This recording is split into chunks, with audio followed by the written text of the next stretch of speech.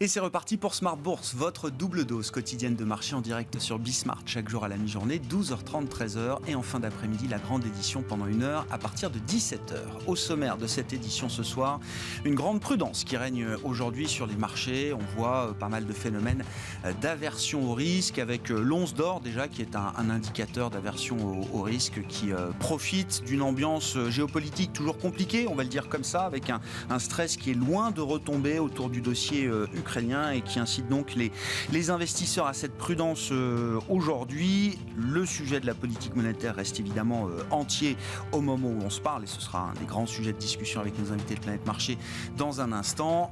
Les réunions critiques auront lieu au mois de mars, que ce soit pour la Banque Centrale Européenne le 10 mars ou pour la Réserve Fédérale Américaine les 15 et 16 mars prochains. Et puis du côté des entreprises, pas mal de résultats publiés aujourd'hui au sein du CAC 40. C'est une semaine importante. On a 12 sociétés du CAC qui auront publié leurs résultats au terme de cette semaine. La star du jour s'appelle Kering. Intéressant de noter le rebond de Kering après un plus bas à 600 € pour le titre en début de semaine.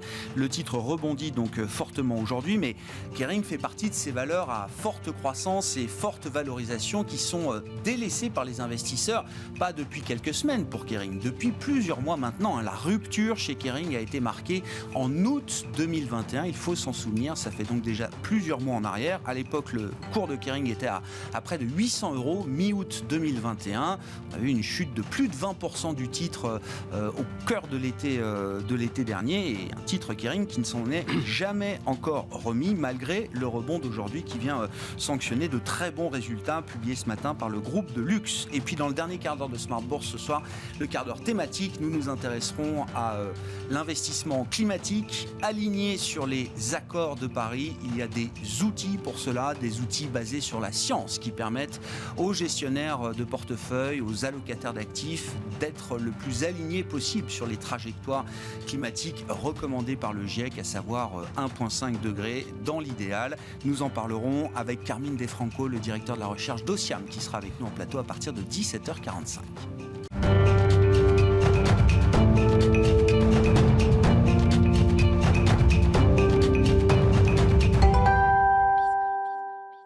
Entre les banques centrales et la situation géopolitique, les investisseurs marchent sur des œufs. Grande prudence aujourd'hui au terme de cette séance en Europe. Le résumé du jour avec Alix Nguyen.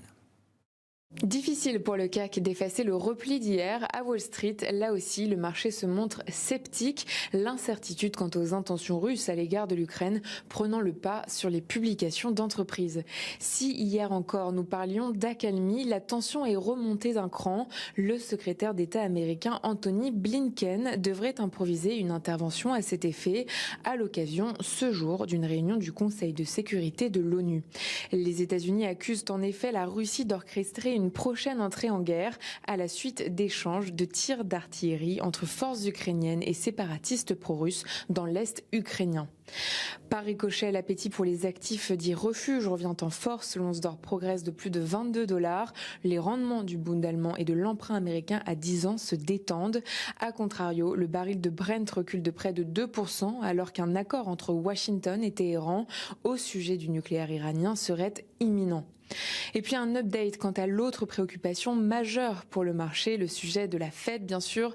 Si l'on se réfère aux minutes publiées hier, fin janvier, soit avant les derniers chiffres de l'emploi et de l'inflation, la Fed ne semblait pas avoir tranché au sujet de l'ampleur et du nombre de hausses de taux prévues cette année. L'institution juge probable une remontée de ces taux à un rythme plus rapide que lors du précédent cycle lancé en 2015. La Fed a toutefois déclaré qu'elle prendrait ses décisions réunion après réunion en fonction de l'analyse des données macroéconomiques. Aux États-Unis, les inscriptions au chômage ont augmenté de plus que prévu la semaine dernière à 24 000, tandis que les conditions d'activité dans la région de Philadelphie se sont dégradées en février. Sur le plan des valeurs à suivre, Kering bondit en 2021. Le groupe annonce d'excellentes performances avec des ventes à 17,6 milliards € et un bénéfice net à 3,2 milliards €. Il dépasse de ce fait ses résultats résultats d'avant la pandémie. Carrefour grimpe, le groupe dépasse les attentes en 2021 et annonce un nouveau rachat d'actions de 750 millions d'euros pour l'exercice en cours. Et puis Klépierre est aussi en nette hausse quelques jours après son concurrent Unibail-Rodamco Westfield. Pour l'année, Klépierre a présenté des résultats encourageants. Le groupe, qui possède une centaine de centres commerciaux en Europe, dont 35% en France, a enregistré l'an dernier dans ses complexes un trafic équivalent à 85% de celui de 2019. Le chiffre d'affaires des commerçants y atteint 95% de son niveau d'avant l'épidémie de Covid-19. Tendance, mon ami, chaque jour à 12h30 et 17h avec Alix Nguyen dans Smart Bourse sur Bismart.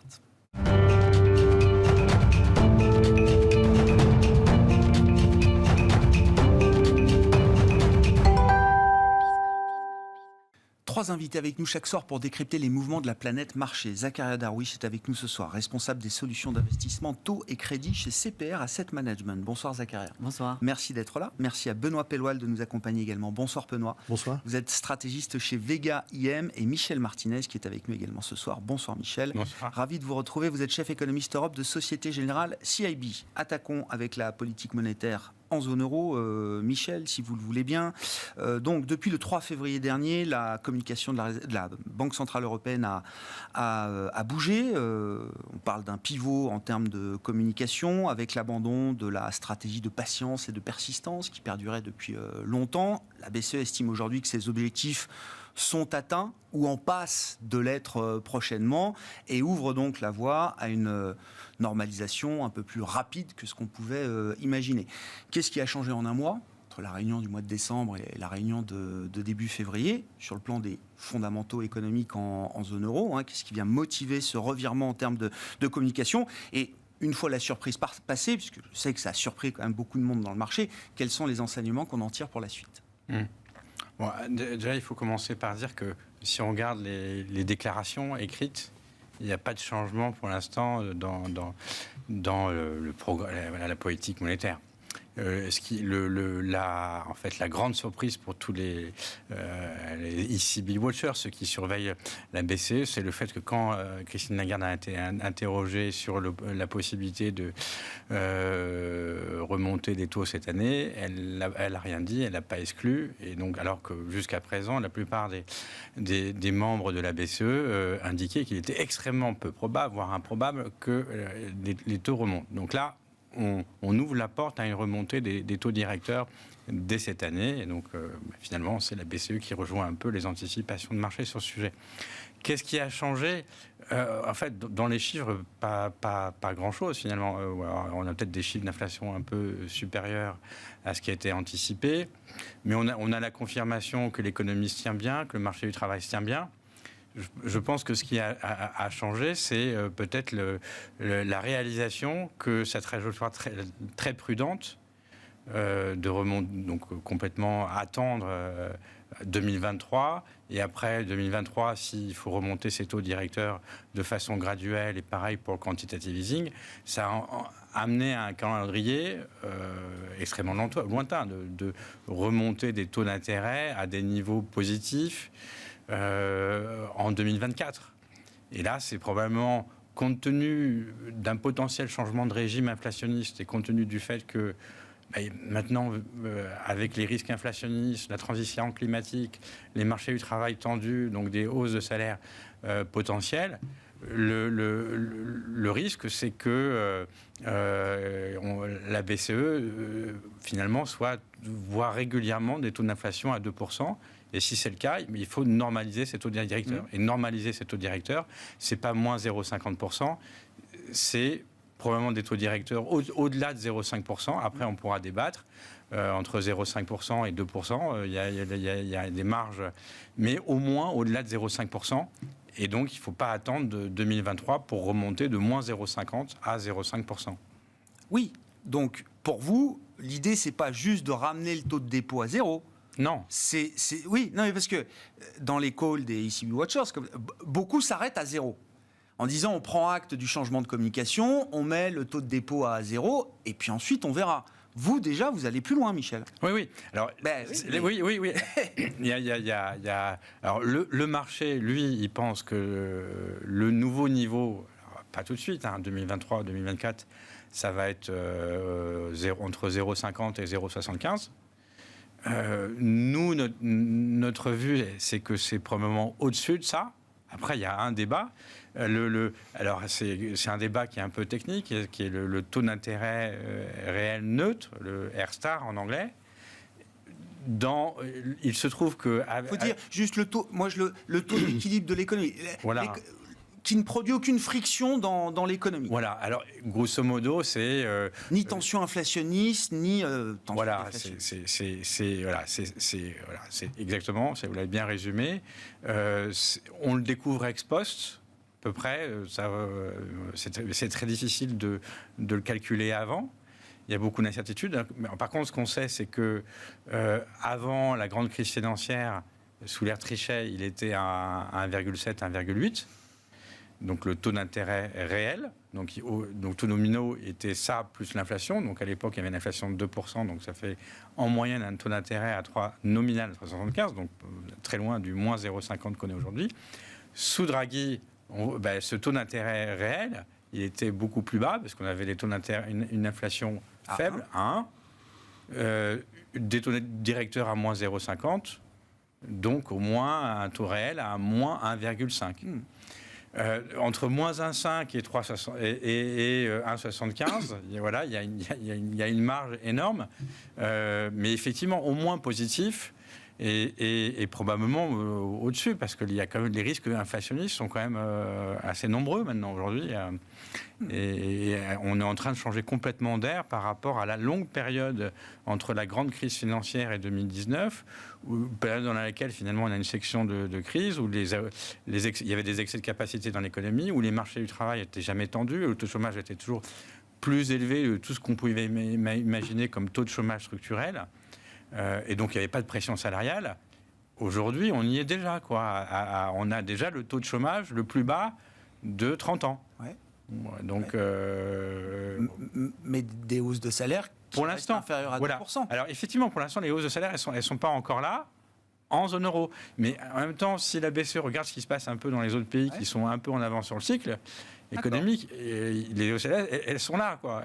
Et normalement, les modèles macroéconomiques de la BCE devrait lui dire, si j'ai une inflation au-dessus de 2%, à 3 ou à 4%, si j'ai un taux de chômage en dessous de tout ce qu'on n'a jamais connu depuis 30 ans, normalement, les salaires vont accélérer. D'accord. Bon. Donc là, vous dites le revirement est fondé quand même. Oui, au moins un principe de précaution qui est d'arrêter d'avoir une politique monétaire extrêmement accommodante avec des taux d'intérêt réels qui sont à moins 1,5, moins 2, etc. Et revenir à quelque chose qui est de l'ordre de la norme, on peut discuter, c'est de zéro à quelque chose, mais au moins revenir à ça le plus rapidement possible. Bon, il faut revenir déjà à zéro. Benoît, est-ce que vous êtes d'accord avec cette idée ? Comment vous lisez 15 jours après le revirement en termes de communication de la BCE et qu'est-ce que ça implique pour le stratégiste là, que vous êtes ? Les conditions, en tout cas, ne sont plus tenables avec une situation comme on la traverse aujourd'hui. C'est-à-dire qu'on ne peut pas nier le fait que ces pressions inflationnistes soient là et finalement perdurent un peu plus longtemps que prévu. Donc ça, on ne peut pas le nier. Il y a probablement une volonté aussi de ménager sa crédibilité, de restaurer sa crédibilité. Il ne faut pas oublier que la BCE est quand même la dernière parmi les grandes banques centrales à faire un peu ce changement de rhétorique.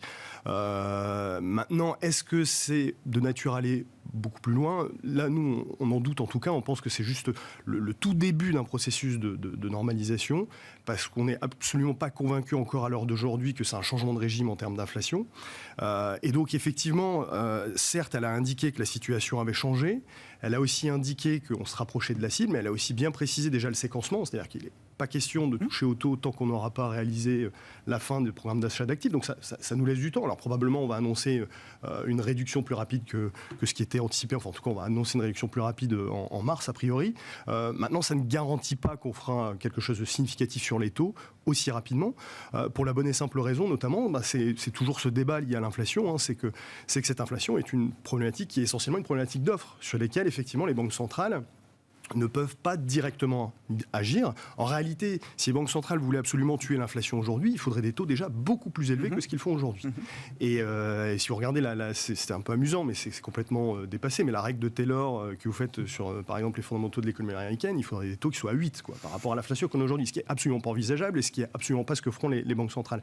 Donc il y a pour nous une volonté de ménager la crédibilité face à ces pressions inflationnistes, mais ça ne veut pas dire qu'on va immédiatement se plonger dans une spirale inflationniste, ou en tout cas un changement de régime de l'inflation. Pour nous, il y a encore, je pense qu'il ne faut pas enterrer le caractère encore transitoire, même si le mot est abandonné aux US. Aux US, il se passe effectivement quelque chose sur les salaires où ça se généralise. Ce n'est pas encore le cas en Europe. Et en Europe, une bonne partie de cette inflation est éminemment liée aux matières premières, dont on peut s'attendre à ce qu'elle reflue cette année, peut-être même plus rapidement que ce qui est dans l'esprit des marchés. Ouais. Le phénomène endogène n'est pas encore caractérisé pour vous en zone euro. C'est ça. C'est ça, on manque. Et donc il y aura encore beaucoup d'étapes à valider ou de points de, à notre sens, en tout cas, checkpoint à valider. Exactement. Encore une fois, on ne peut pas changer la politique monétaire aussi rapidement. On va prendre beaucoup de précautions. Quand on a changé la politique monétaire, déjà en prenant pas mal de précautions, ça s'est souvent terminé par des grosses difficultés à la fois pour les marchés et puis ensuite pour l'économie. Donc je pense qu'il y a un degré de précaution qui va être malgré tout accru, mais il faut ménager cette crédibilité et montrer qu'on ne reste pas sans rien faire face à l'objectif principal qui est de lutter contre des pressions inflationnistes qu'on ne peut pas nier. Bon, Zakaria, je prolonge la question, je la durcis un peu. Est-ce que c'est un peu est-ce qu'il y a l'idée, si c'est le retour à l'époque Trichet et que l'ère Draghi n'a été qu'une parenthèse dans l'histoire de la BCE, est-ce que ça nous ramène à 2011, 2008, des moments où la BCE, alors c'est facile à dire aujourd'hui, mais a pu commettre des erreurs de politique monétaire importantes? Est-ce que ce risque-là, aujourd'hui, est un risque important? Ou est-ce qu'à ce stade, on peut juste considérer que c'est le début d'un long processus, effectivement, qui n'est pas encore achevé et abouti, ou même écrit d'une certaine manière. Je rejoins mon confrère, je pense qu'il n'y a pas péril dans la demeure aujourd'hui. Alors déjà, ce qu'il faut...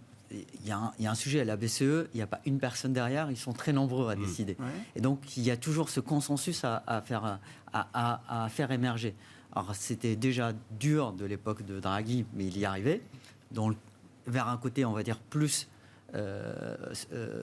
dovish, plus sportif pour l'économie. Aujourd'hui, la BCE, elle prend juste acte du fait qu'il y a un an, on se disait l'inflation, en 2022, on n'en parlera plus. Finalement, ce côté transitoire a été plus long que prévu. Donc, il faut qu'elle s'ouvre la porte à une potentielle remontée plus rapide que prévu. Et d'ailleurs, je suis d'accord, il n'y a rien qui a changé sur ce qui est écrit. Mais sur la partie orale, sur la communication, sur la guidance orale, il y a eu ce revirement dans le sens où, avant, on avait une vision à un an, c'est-à-dire d'ici fin 2022, globalement, quoi qu'il se passe, on ne fera rien.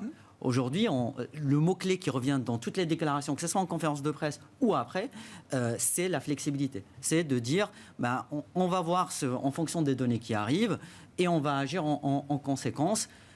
Le point crucial pour moi, c'est qu'il n'y ait pas de désancrage d'anticipation d'inflation, c'est-à-dire que tout le monde ne commence pas à penser qu'il y a cette spirale inflationniste qui s'installe, et du coup que ça a un impact majeur sur les salaires. Un peu d'augmentation de salaire, c'est bon pour l'économie, c'est bon pour la conso, mais une augmentation qui soit massive, ça va justement alimenter cette boucle prix-salaire, et c'est ça que la BCE veut éviter. Aujourd'hui, quand on regarde les anticipations d'inflation, on voit deux choses. En fait, aujourd'hui, quand on compare ça par rapport à ce qu'il y a dans le marché, on voit déjà que le marché a interprété de façon extrêmement agressive le fait que... Parce que déjà, le marché, il attendait une hausse à la fin de l'année avant que Lagarde... C'est pour ça que la question est revenue, justement. Pourquoi est-ce que la BCE augmente les taux ou pas? Finalement, quand elle ne s'est plus engagée à ne pas augmenter les taux, eh bien là, maintenant, on est passé de 10 points de base. C'est un feu vert pour le marché pour y aller. Exactement. Oui. Et deuxième chose qui s'est passée, ce sont les anticipations d'inflation très longues, le fameux 5 ans dans 5 ans, comment le marché voit l'inflation dans 5 ans, et du coup qui est un peu indépendante, on va dire, des facteurs transitoires. Là, on était arrivé à la cible des 2, là, on repart vers les 1,75. Donc, il n'y a pas... Le risque est là quand même que la BCE, si elle fait vraiment... Elle ne surprend une deuxième fois en enclenchant dès maintenant un cycle très agressif de hausse des taux. Il y a vraiment ce sujet de disons-le, de déflation, d'inflation, loin de l'objectif de l'inflation à long terme, qui pourrait revenir comme sujet en zone euro. Comment le marché, alors il y a les anticipations de marché dans les marchés dérivés, futurs, options, etc. Et puis il y a le marché aussi un peu dur, le crédit, les actions, bien sûr. Comment le marché, là, sur la partie crédit, que vous suivez de près, comment le marché s'est adapté à cette nouvelle communication? Est-ce qu'on reste dans quelque chose de connu ou est-ce qu'on a déjà des signaux de fragilité On a une inconnue majeure, c'est que la BCE, grosso modo, avec son programme d'achat d'actifs, elle a acheté beaucoup. Elle a acheté beaucoup de crédits. Et du coup, ça a ramené le marché des crédits comme n'importe quel actif financier, c'est l'offre et la demande, et on a un prix d'équilibre par rapport à cette offre et demande. Donc là, si la BCE n'achète plus, c'est un acteur de moins qui achète, donc ça baisse la demande, donc le prix va globalement baisser. Donc c'est cette réévaluation à laquelle on assiste sur le marché du crédit, et on le voit sur le marché du crédit a subi la hausse des taux qu'on a vu de façon généralisée, mais aussi sur cet écartement de spread qui est vraiment lié à cette question de flux, c'est-à-dire qu'il y a moins d'acheteurs et qui, quelque part, se déconnecte des fondamentaux. Parce qu'aujourd'hui, en fait, le sujet, c'est qu'il n'y a pas de sujet enfin, quand on regarde les résultats des entreprises, quand on regarde les bilans qui sont gonflés à bloc de cash, il n'y a pas de sujet de faillite. Les taux de défaut anticipés sur la zone euro sont proches de zéro sur le segment investment grade. Et pourtant, quand on regarde les spreads de crédit, ils reflètent un taux de défaut cumulé à 5 ans d'environ 5%, ce qui est complètement... Donc c'est bien la communication de la politique monétaire, enfin de la BCE, qui est à l'origine de ces mouvements que vous décrivez. Oui, mais ce qu'on voit aussi, c'est qu'il y a un rôle majeur qui a été changé au niveau de la BCE, c'est le sujet de la fragmentation de la zone. Aujourd'hui, la BCE, c'était pas du tout le sujet. Je vous rappelle la première conférence de presse de Christine Lagarde où il dit « Nous ne sommes pas là pour compresser les spreads ». Aujourd'hui, on avance la cassette aujourd'hui. Ce qu'on voit, c'est que c'est devenu implicitement un des sujets, un des rôles non officiels, mais dans la réalité c'est le cas, de la Banque Centrale Européenne. Il dit que voilà, s'il y a une fragmentation au niveau de la zone, c'est pas bon pour la formation des prix, et donc ça fait partie de notre mandat. Donc on voit que la stabilité financière, même si c'était implicitement dans le mandat, elle est de plus en plus présente. On peut évoquer un sujet de débat, ça. Ouais. Alors oui, allez-y, Michel. Oui, mais après, le fait c'est pas la BCE de gérer les spreads. C'est pas dans son statut, c'est pas écrit nulle part. C'est l'intégrité de l'euro. C'est pas écrit dans son statut, en tout cas. Voilà. Et en particulier, il y a toute la question de la prohibition de la financement monétaire et tous les débats avec la Cour européenne de justice, la Cour constitutionnelle allemande. Donc c'est pas du tout, et c'est un sujet pas du tout évident. En fait, il n'y a pas eu de vrai sujet politique ni de discussion de la Cour européenne de justice, tout simplement parce que Draghi nous disait moi, j'ai un seul mandat, c'est la stabilité des prix que j'ai défini à 2%. Il y a 1% d'inflation depuis X temps. 1 an, 2 ans, 3 ans, 4 ans, 5 ans, 6 ans, 10 ans. Voilà, 10 ans, quasiment. 1% d'inflation, très loin des 2% d'inflation. Donc, je me dis, moi, le seul reproche qu'on puisse me faire, c'est de ne pas en faire assez. Donc, j'en remets, je baisse les taux, je fais du quantitative easing, des opérations de refinancement des banques. Genre, je fais mon métier, qui est de remonter à l'inflation, sachant, en plus, on sait qu'il y a beaucoup de retard entre la décision qui sont prises et l'impact sur l'inflation. Les retards sont énormes parce qu'il faut passer par le canal du crédit ou la devise, et après l'économie réelle s'ajuste, et après l'économie réelle, le marché du travail, et après le marché du travail, c'est les salaires, après c'est l'inflation. Donc il y a un temps très très long. Mais si on change de régime, alors effectivement il y a un débat, si on change de régime, mais s'il n'y a plus 1% d'inflation tout le temps, mais on est plus proche de 2% d'inflation, là la BCE ne pourra pas dire à la Cour européenne de justice, à la Cour constitutionnelle allemande et à l'Allemagne, écoutez, moi je ne suis pas à mon mandat et il faut que je continue de refaire. Non. Et donc, qui gère les spreads ?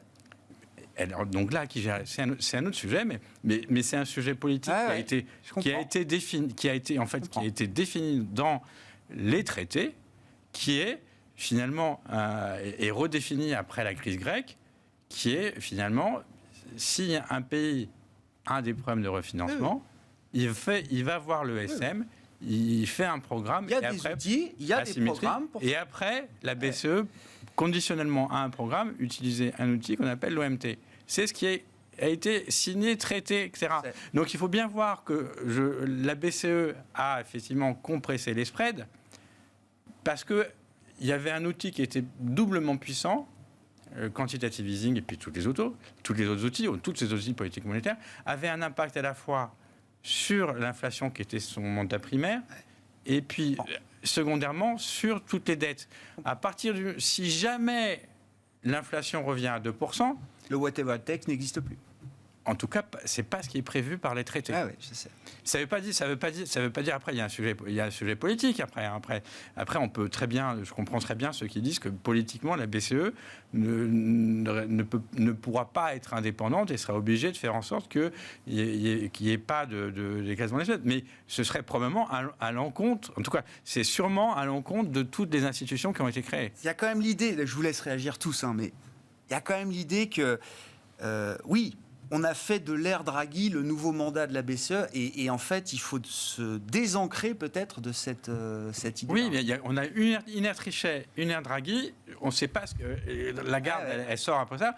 Mais comme dans toutes les économies, il y a des différents régimes, croissance, inflation, etc., politique monétaire, et tout dépend du prochain régime dans lequel on est en train de rentrer. Ouais. Benoît et puis Zakaria. Non, mais c'est vrai que depuis l'ère Draghi, on a eu tendance à ajouter énormément d'objectifs à la Banque centrale, à la BCE et aux banques centrales en général. C'est un peu le cas un peu partout dans le monde. Il y a quand même quelque chose qui est très intéressant. Alors que la BCE n'a qu'une seule boussole, l'inflation, comme le disait Jean-Claude Trichet. Et visiblement, les institutions... Ben non, mais on y revient. Les institutions européennes, en tout cas manifestement, semblent en avoir conscience, puisqu'on a essayé de développer d'autres outils à côté de la politique monétaire. Et c'est tout le sens, justement, indirectement, qui est censé piloter les spreads. C'est pas piloter les spreads, c'est pas l'expression adaptée, mais éviter ce genre de problématique. C'est ces programmes Next Generation EU qui vont permettre justement de renforcer une espèce de gouvernance de la zone euro d'un point de vue financier, de renforcer l'homogénéité. Enfin, c'est là-dessus où effectivement il va falloir faire des avancées. Donc si la BCE normalise plus vite que prévu, il va falloir qu'on aille plus vite que prévu aussi sur ces sujets-là. Et bien ça, justement, régulièrement, Draghi, même lui qui s'octroyait énormément de possibilités, voyait beaucoup de possibilités dans la politique monétaire, s'en remettait souvent à chaque meeting, à l'exigence de réformes dans chacun de ces pays, etc. Et je trouve qu'avec ce nouveau plan qui vient compléter ce que fait aujourd'hui la BCE, on a réellement avancé, justement. Ouais, Zakaria. Justement, en fait, c'est un exemple très, très pertinent, la Next Generation EU. On le voit ce programme, il a accouché quand pendant la crise sanitaire. Et qui a comblé en fait le trou en attendant, c'est le programme PEP. N'oublions pas que le programme d'achat pandémique, c'était un programme qui ne respectait pas les capital keys, dans lequel il y avait... Et ça, c'est complètement nouveau. Et honnêtement, si on se limite uniquement au mandat de l'inflation, je vois mal comment on justifie justement cette flexibilité de ce programme PEP. Et on voit qu'il y a débat aujourd'hui, deux débats. Il est fini le PEP, là. Oui, mais bon, l'APP, est-ce que le réinvestissement de l'APP, est-ce qu'on va avoir... On va dévier un peu de répartition. On voit quelques déclarations complètement, on va dire, complètement secondaires sur le sujet. Il y a le sujet de l'OMT qui revient sur le devant de la scène pour dire aujourd'hui c'est très stigmatisant si un pays va demander l'OMT. Donc il faut revoir les conditions. Donc on cherche en fait d'autres moyens de le faire.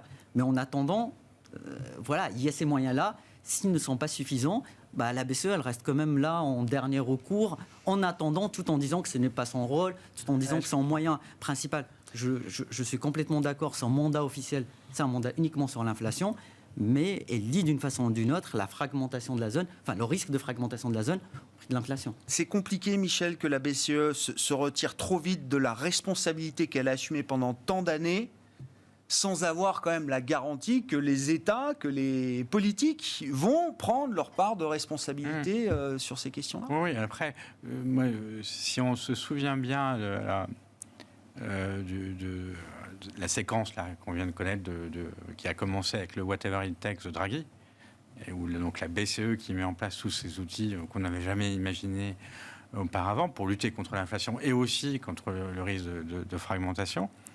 il ne faut pas oublier qu'ils viennent après la fameuse conférence de Deauville et finalement le lancement de tous ces mécanismes européens de stabilité, le lancement du projet de l'union bancaire, le marché des capitaux. Donc une sorte de bond en avant dans la construction de européenne. À l'époque, de la lettre des 5 présidents de l'Europe, disons, on va dessiner un futur pour les prochaines décennies pour créer l'intégration européenne, c'est 2012. C'est le même moment que Draghi. Et en termes d'historique, Draghi ne le dit que parce que finalement, il a une sorte de backup, de support politique qui sait qu'il y a des institutions européennes. Puis après, et c'est juste après, on se demande ça va être quoi le whatever it takes, c'est l'OMT, mais l'OMT qui est conditionnel à un plan d'une institution qui vient d'être créée par les gouvernements. Donc c'est juste pour dire ça, c'est qu'il y a une sorte de va-et-vient entre ce que peut faire la BCE et finalement la structure institutionnelle qui est aujourd'hui limitée par les traités, qui a toujours qui souffrent toujours les mêmes maux, démons depuis sa création. Et là, on va effectivement, il y a beaucoup de signes dans ce qu'on dit, mais si effectivement on va dans un nouveau régime de croissance et d'inflation. Ce qui est votre scénario. Hein. Oui. Mais même celle du marché. Vous le disiez, l'inflation elle est légèrement inférieure à 2, mais c'est pas loin. De tous les cas, ça veut dire probablement une normalisation des taux d'intérêt. On ne va pas rester à moins 0,5. Il n'y a personne qui imagine qu'on va rester à moins 0,5 et qu'on va faire du quantitative. Non. Il y a une normalisation qui est devant nous. On ne sait pas jusqu'à où encore, mais on voit bien que... une fois qu'on y sera, les capacités d'action de la BCE sont moindres qu'auparavant. Elles sont déjà très encadrées par la Cour européenne de justice. On l'oublie souvent. Et pourquoi est-ce que la BCE a fait le BEP? Pourquoi et pas l'ancien programme? Pourquoi la BCE s'est limitée à une détention d'environ 25% de la dette de tous les pays? C'est pas un hasard? Non. C'est pas du tout un hasard. C'est lié aux contraintes qui viennent de la Cour européenne de justice, qui elle-même lui demande de mettre en place une stratégie de sortie de sa politique monétaire, y compris de ses achats d'actifs. Ça doit être temporaire. Donc, elle est très encadrée. Donc, tout ça pour dire qu'on n'est pas au bord, à moins d'un choc extérieur, mais on n'est pas au bord d'une crise de la dette maintenant. Les taux sont très bas, etc. On parle de quelque chose qui pourrait advenir si jamais on revenait à des taux d'intérêt qui ressemblent plus à l'air trichère, on va dire. Donc, une absence de ce type d'outils.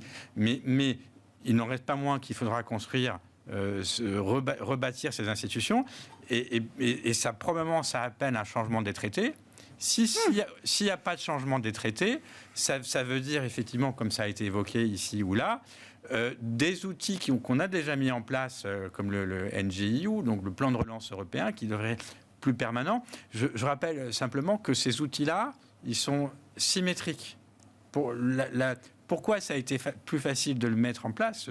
C'est pas c'est comme pour le quantitative easing. De facto, l'impact est asymétrique. Il bénéficie aux pays qui en ont plus le besoin. Mais le choc en lui-même, que ce soit une inflation très faible ou une pandémie, il est symétrique. Donc, d'un point de vue politique, c'est beaucoup plus facile à mettre en place. La vraie difficulté de la zone euro, c'est en cas de choc asymétrique qui touche un seul pays, on en revient toujours. Comment on fait? Et on aujourd'hui, transfert, solidarité, on revient toujours même. On en revient, et là, c'est beaucoup plus difficile de l'organiser. En mai 2020, donc 18 mai 2020, discours Macron-Merkel pour annoncer donc le plan Next Generation EU, parlait du moment hamiltonien de la zone euro. Oui, mais bon, on verra peut-être. Peut-être. Aujourd'hui, c'est pas encore le cas. Mais pour revenir à la BCE, effectivement, soutiendra toujours et fera toujours ce qu'il faut pour éclater la zone euro. Mais il faudra qu'il y ait une réaffirmation de la volonté politique, et en particulier de ces transferts explicites. Entre États ou régions. D'où la double importance du 10 mars, meeting à Francfort du Conseil des gouverneurs et début d'un sommet européen sur l'avenir du pacte de stabilité et croissance convoqué par la présidence française. La présidence française, alors, je le mentionnais, 2012 c'est les 5 présidents. On aurait dû finir l'union bancaire dans 3 ans, à la fin de la décennie. On a fait guère de progrès, pour être honnête. Pareil sur l'union budgétaire. Mais tout ça, ces progrès n'ont pas été faits aussi parce qu'il y avait la BCE qui était là pour calmer toutes les plaies.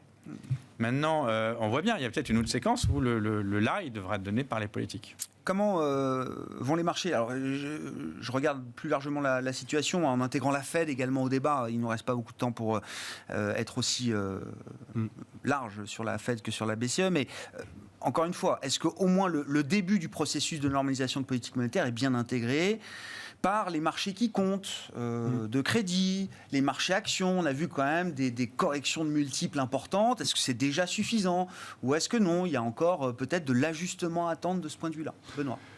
Je pense qu'une bonne partie est maintenant intégrée par le marché. Il y avait pour nous un des gros facteurs de volatilité et à peu près partout, et même sur les actions, c'était le fait qu'il y ait ce décalage entre ce qu'on attend de ce que va faire la Fed, maintenant la BCE, et les attentes du marché. La Fed a donné le sentiment, avec son revirement qui est quand même assez rapide, de s'aligner finalement sur ce qui était attendu par le marché. Là, on voit que ce qui vient de se passer avec les tout dernières les minutes, on voit que c'est un peu l'inverse. C'est-à-dire que ça a été perçu comme marginalement plus dovish. Et donc, du coup, c'est les marchés qui se sont un peu tempérés et sont venus sur les anticipations de ce que va faire la Fed. Et ça, c'est plutôt rassurant parce que c'était justement ce décalage, c'était pour nous une vraie source de volatilité. On resserre un peu le chemin, là. C'est ça, exactement. Donc, ça montre que la visibilité est peut-être en train de s'améliorer. Alors, je ne dis pas qu'elle est idéale. Et nous, dans notre scénario, on s'est fixé comme catalyseur de rester plutôt prudent jusqu'à ce que ce processus de resserrement monétaire aux États-Unis démarre véritablement. Et d'ailleurs, avec l'époque Yellen, c'était un peu ce qui s'était passé. C'est-à-dire qu'on a eu une phase de volatilité au moment où on allait lancer ce processus. Une fois que le processus a été lancé, les marchés ont repris un trend plus linéaire, moins volatile, un peu plus normal. Et même ce qui préoccupe beaucoup les investisseurs, notamment sur les actions, c'est ces grosses rotations sectorielles qu'on a depuis le début de l'année, qui sont extrêmement violentes. Même chose, à l'époque Yellen, c'est à partir de ce moment où on a lancé enfin ce processus qu'on a eu de nouveau une rotation. En tout cas, je pense que ce qu'on vit depuis le début de l'année n'est pas le reflet de ce qui va se passer dans l'intégralité de l'année. Voilà, très clairement. On va extrapoler le mois de janvier sur l'ensemble de l'année. Si on regarde notamment les corrélations, notamment chez les marchés equity avec les marchés de taux, il y a un régime qui n'est absolument pas tenable. C'est-à-dire que vous avez tout simplement deux secteurs qui profitent de la hausse des taux longs, c'est le pétrole et encore marginalement les financières. Ça, c'est un régime qui est absolument pas tenable en réalité. Donc à un moment, ça va se normaliser.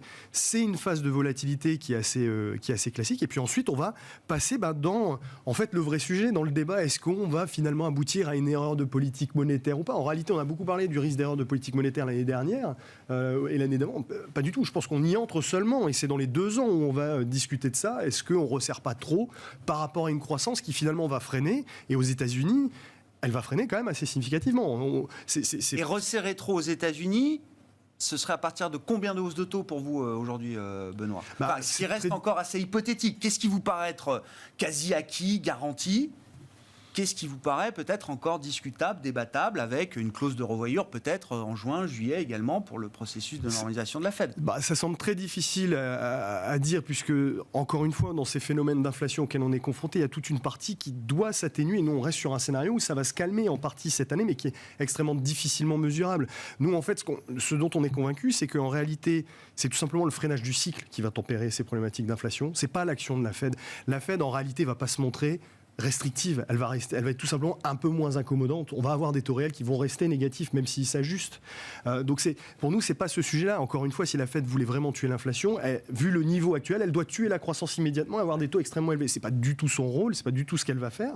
Donc nous, on est assez convaincus qu'au final, une bonne partie de ce resserrement peut se passer sans trop de soucis pour les marchés parce que l'économie est quand même finalement assez solide, qu'on est dans le scénario d'un ralentissement de l'économie mais sur des niveaux très élevés et d'un retour à la normale, pas du tout dans l'anticipation immédiate d'une récession. Sinon, d'ailleurs, les marchés actions ne seraient pas en correction pour la tech de 10%. On serait à moins 30 en réalité depuis le début de l'année. Enfin, c'est pas du tout et la puis on ne verrait pas les composantes les plus cycliques du marché action être les plus porteuses. Exactement. Comme vous disiez. En revanche, ce qu'on pense, et justement ce décalage sur la fin du scénario des dot plots de la Fed, on pense que la Fed aura du mal à aller jusqu'au bout de ce qu'elle compte faire dans ses projections, qu'à un moment elle sera rattrapée par le cycle qui freine et que justement on évitera les resserrements excessifs qu'on avait pu et là on retrouvera réaliser. Une Fed précautionneuse, prudente. Je pense, effectivement.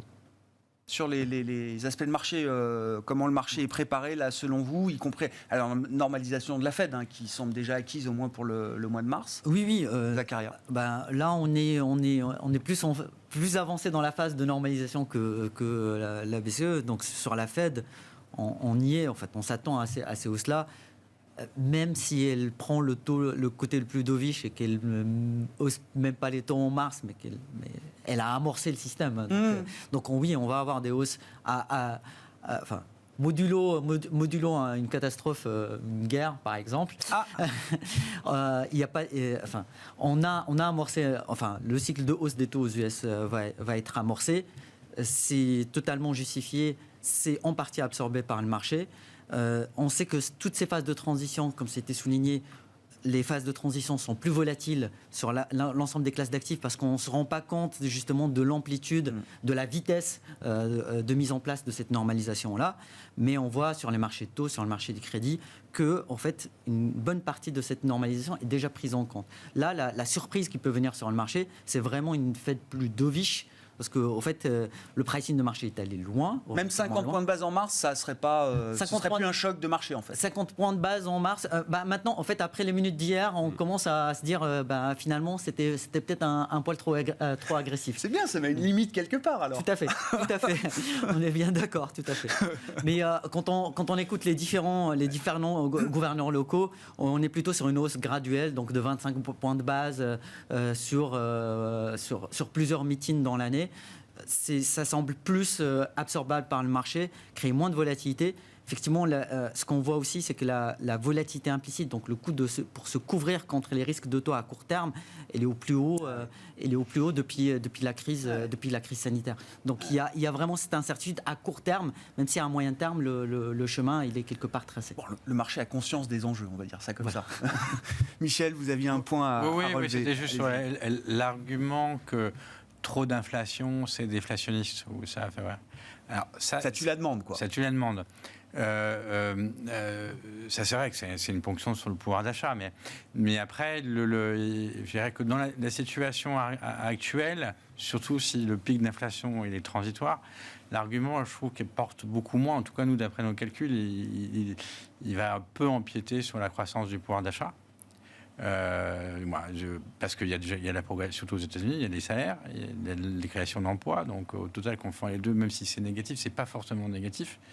Donc, le revenu divisé par l'inflation. Et puis, mais surtout, il y a beaucoup d'excès d'épargne accumulée. On parle de 11 points de PIB aux États-Unis. 11 points de PIB, mais c'est des sommes hallucinantes. Ouais.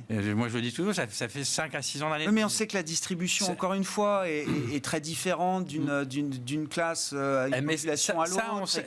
Ça, on ne sait pas bien, justement. Et que sur les plus faibles revenus, moi, j'entends quand même qu'une partie de cette épargne a été déjà consommée, en partie, dans l'économie réelle. Aujourd'hui, pour les plus hauts patrimoines, c'est de l'argent qui est bloqué, placé, et c'est fini. Alors, cet argument, il n'est pas établi du tout.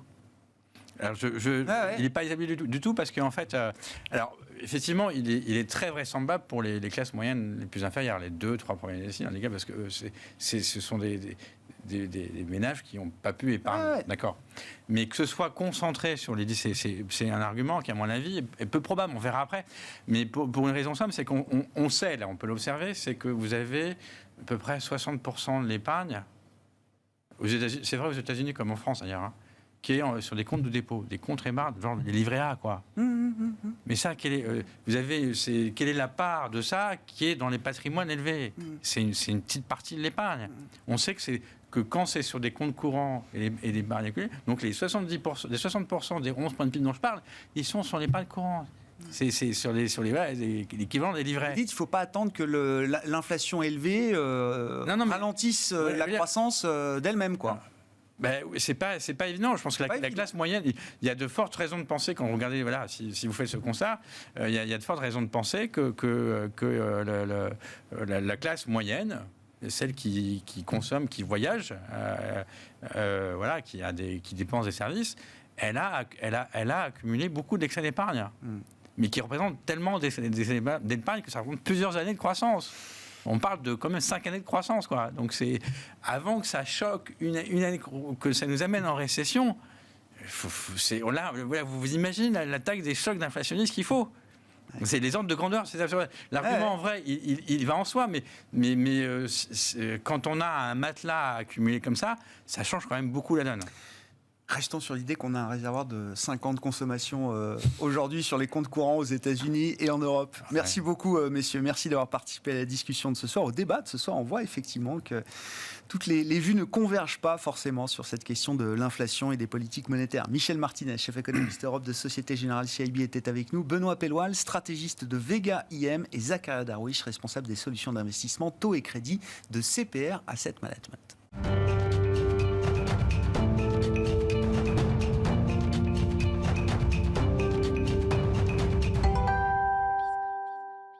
Le dernier quart d'heure de Smart Bourse. Chaque soir, c'est le quart d'heure thématique, un thème qui va nous sortir un petit peu des enjeux immédiats de marché pour se focaliser sur des enjeux beaucoup plus importants peut-être même encore et de long terme, à savoir la question climatique et comment gérer son allocation en étant aligné sur les accords de Paris. C'est avec Carmine Defranco que nous allons discuter de ce sujet, responsable de la recherche d'Ociam, à mes côtés en plateau. Bonsoir Carmine. Bonsoir Grégoire. Merci beaucoup d'être avec nous. Oui, peut-être même un enjeu encore plus fondamental que de savoir si la Fed va monter ses taux de 50 ou 25 points de base en mars prochain.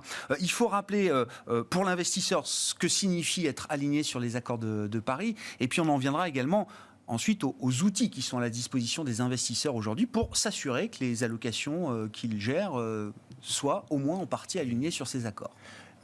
C'est relativement simple en réalité, ça va être compliqué à y arriver, mais l'objectif est très clair, donc les accords de Paris l'ont bien déligné, donc il faut d'une manière ou d'une autre qu'en 2050 on soit net zéro. Donc net zéro au niveau de la planète, donc l'économie, le secteur privé, les gouvernements.